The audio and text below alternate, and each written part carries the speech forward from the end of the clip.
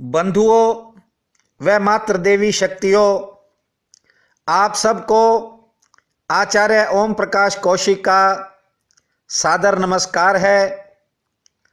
आपने यदि अभी तक हमारे चैनल को सब्सक्राइब नहीं किया है तो मेरा आग्रह है आप इसे ज़रूर करें, क्योंकि भविष्य में हम दैनिक, मासिक व वार्षिक राशिफल के अलावा भी अनेक धार्मिक कथाओं व विभिन्न सामाजिक सांस्कृतिक पहलुओं से जुड़े हुए वीडियो आपको दिखाने वाले हैं। यदि आपको पसंद आए तो शेयर व लाइक भी ज़रूर करें। आपने नवग्रहों के बारे में सुना होगा। उनमें से नवग्रह में से एक ग्रह है शनि। शनि देव पर लोग तेल चढ़ाते हैं। इस संबंध में मैं आपको कुछ जरूरी बातें बताने जा रहा हूं। नवग्रहों में शनि की चाल काफ़ी धीमी रहती है। शनि महाराज चलते ही नहीं अपितु धीरे धीरे सरकते हैं। सभी राशियों का एक चक्कर लगाने में शनि को करीब 30 साल लगते हैं। शनि राशि में 2.5 वर्ष गोचर करता है। यह ग्रह हानिकारक माना जाता है, लेकिन यदि प्रसन्न हो जाए तो वारे न्यारे भी कर देता है। इसे दुख, पीड़ा, रोग व शोक का भी कारक माना जाता है। इसकी दशा से बड़े बड़े धनी प्रभावित होकर दरिद्रता को प्राप्त हो गए। आमतौर पर शनि की 60 अर्थात 7.5 साल की दशा व ढैया अर्थात 2.5 साल की दशा संकट, कष्ट व विपत्तियों का समय कहलाती है।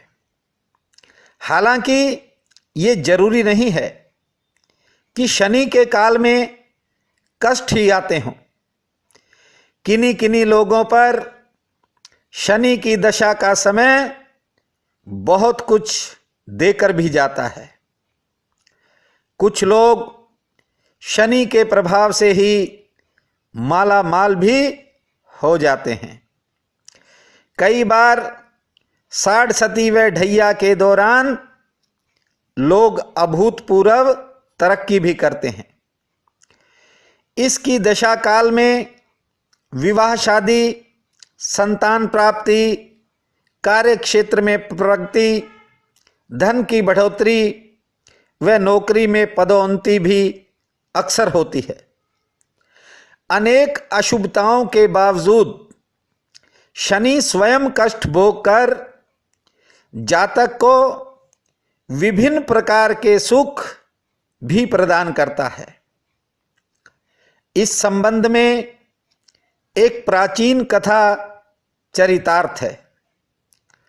एक बार सूर्य भगवान की पत्नी संध्या अपने पति सूर्य का तेज सहन नहीं कर पा रही थी।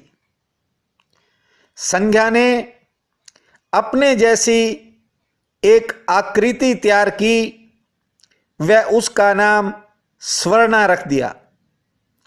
स्वर्णा में एक अजीब किस्म की चमक थी। कुछ समय बाद सूर्य देव की पत्नी ने स्वर्णा को सूर्य की सेवा में लगा दिया। संध्या के आदेश पर स्वर्णा सूर्य भगवान की सेवा करने लगी। इस रहस्य को सूर्य देवता नहीं जानते थे। वे तो स्वर्णा को अपनी पत्नी ही समझते थे, क्योंकि संध्या और स्वर्णा दोनों एक जैसी लगती थी। इसी बीच स्वर्णा के 5 पुत्र व 2 पुत्रियां उत्पन्न हुई। स्वर्णा अपनी संतानों का विशेष ध्यान रखती थी। उधर संज्ञा के पुत्र शनि, उनका वह ध्यान बिल्कुल नहीं करती थी। एक दिन शनिदेव को भूख लगी। जब उन्होंने भोजन मांगा तो स्वर्णा ने भोजन की जगह शनि को श्राप दे दिया कि तेरा एक पांव अभी टूट जाए। शनि ने यह बात जब सूर्य भगवान को बताई तो उन्हें संदेह हुआ कि कोई मां अपनी संतान को ऐसा श्राप कैसे दे सकती है। सूर्य भगवान ने जब पूरी पड़ताल की, वह स्वर्णा से सारी सच्चाई को समझा। फिर उन्होंने शनिदेव को बताया कि स्वर्णा तुम्हारी मां नहीं है, पर मां के समान जरूर है। तुम्हें उनका श्राप तो लगेगा, किंतु वह अधूरा होगा। तुम्हारा पैर टूटेगा नहीं, लेकिन तुम लंगड़े अवश्य हो जाओगे। कहा जाता है कि शनिदेव तब से लंगड़े हो गए। शनिदेव जब रावण को दशा सुनाने गए, तब रावण ने शनि को बंदी बना लिया। लंका दहन के दौरान हनुमान जी व शनि में भी युद्ध हुआ। हनुमान जी ने भी शनि को बंदी बना लिया था।